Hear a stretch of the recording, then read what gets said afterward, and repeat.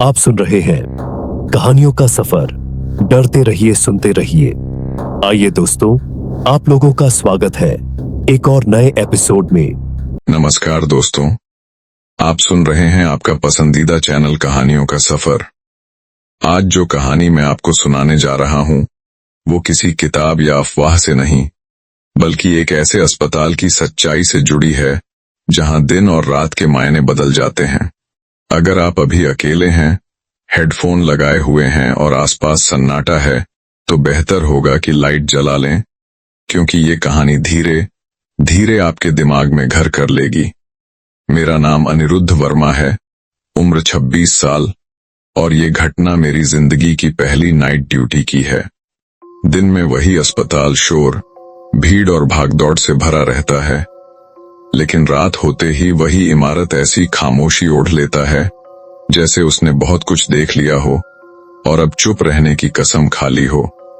Corridor की लाइटें जल रही थीं, पर उजाला कहीं नहीं था, और चलते हुए मेरे जूतों की आवाज इतनी तेज लग रही थी जैसे कोई और भी मेरे साथ चल रहा हो। रजिस्टर पर साइन करते वक्त मेरे हाथ हल्के से कांपे ही थे कि तभी पीछे से एक भारी आवाज आई, पहली नाइट ड्यूटी है क्या बेटा?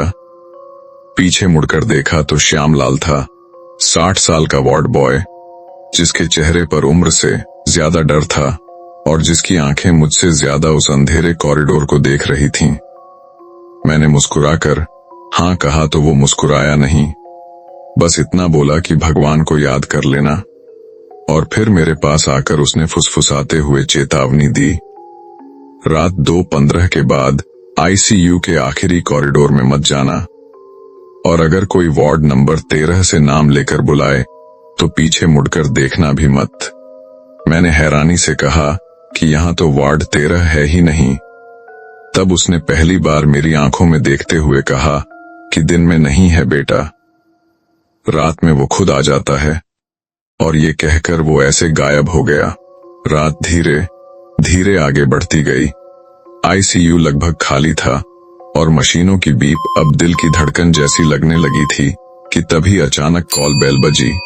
डिस्प्ले पर बेड नंबर 7 दिखा, लेकिन वहां कोई मरीज नहीं था। मैंने बटन रीसेट किया ही था कि पीछे से स्ट्रेचर घसीटने की आवाज आई।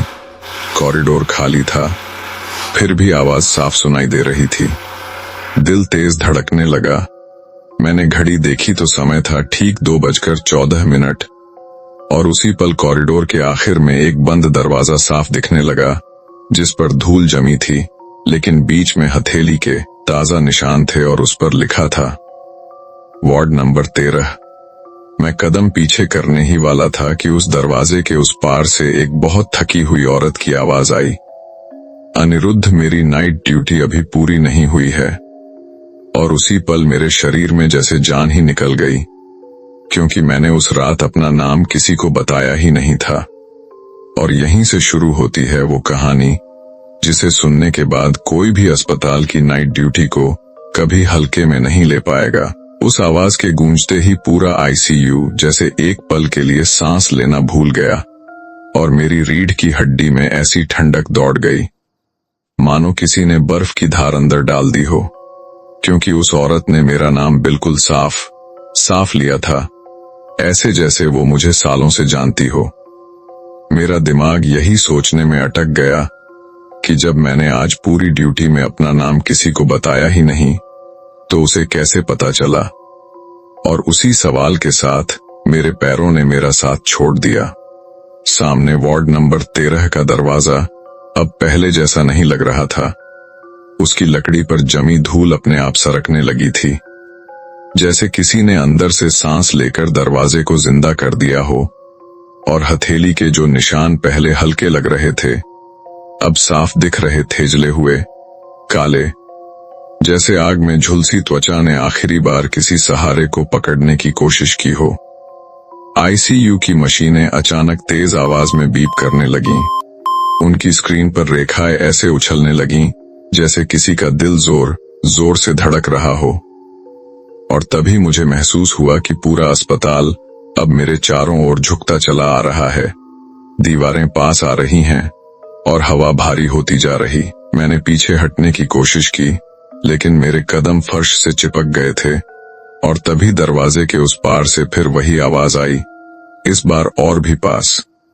और भी थकी हुई नर्स, आग लग गई है, पेशेंट जल रहे हैं, ड्यूटी छोड़कर मत जाना। और उस एक वाक्य के साथ मेरे दिमाग में ऐसे दृश्य फट पड़ा जो मेरे नहीं, थेल्प्टो में घिरा वार्ड, चीखते हुए मरीज, धुएं से भरी सांसें और एक औरत जो जली हुई साड़ी में आधी जली हुई एक बेड की तरफ भाग रही थी, लेकिन उसके पैर फर्श से ऊपर तैर रहे थे। मेरे कानों में अचानक बहुत सारी आवाजें भर गईं, रोना, खांसना, मदद की गुहार और फिर एक जोरदार धमाका, और मैं चीखना चाहता था लेकिन मेरी आवाज मेरे गले में ही मर गई। उसी पल आईसीयू की लाइटें एक एक करके बंद होने लगीं और आखिरी बल्ब के बुझते ही दरवाजा अपने आप चरमराता हुआ थोड़ा सा खुल गया। बस इतना कि अंदर का अंधेरा बाहर बहने लगे और उस अंधेरे के बीच मुझे एक आकृति दिखाई, सफेद साड़ी, जली हुई गर्दन, आधा पिघला चेहरा और आंखें, ऐसी आंखें जिनमें डर नहीं था, बस शिकायत थी। जैसे वो मुझसे नहीं बल्कि सिस्टम से पूछ रही हो कि उसकी ड्यूटी आज तक खत्म क्यों नहीं हुई। मेरे दिल की धड़कन अब कानों में गूंज रही थी और मुझे पहली बार एहसास हुआ कि ये कोई आत्मा नहीं है जो डराने आई है, बल्कि वो एक ऐसी ड्यूटी है जो अधूरी रह गई थी और अब हर उस इंसान से पूरी करवाई जाती है जो रात 2:15 बजे के बाद उस कॉरिडोर में खड़ा होता है। और उसी समझ के साथ मेरे कंधे पर किसी ठंडे हाथ का दबाव महसूस हुआ और पीछे से श्यामलाल की कांपती हुई आवाज मेरे कान में फुसफुसाई, मैंने कहा था ना बेटा, यहाँ रात में लोग नहीं मरते, यहाँ ड्यूटी मरती है। मेरे कंधे पर पड़े उस ठंडे हाथ के साथ ही मुझे एहसास हुआ कि वो हाथ किसी इंसान का नहीं हो सकता, क्योंकि उसमें न धड़कन थी, न गर्मी, बस एक ऐसा बोझ था जैसे किसी ने बरसों पुरानी मौत को मेरी गर्दन पर रख दिया हो।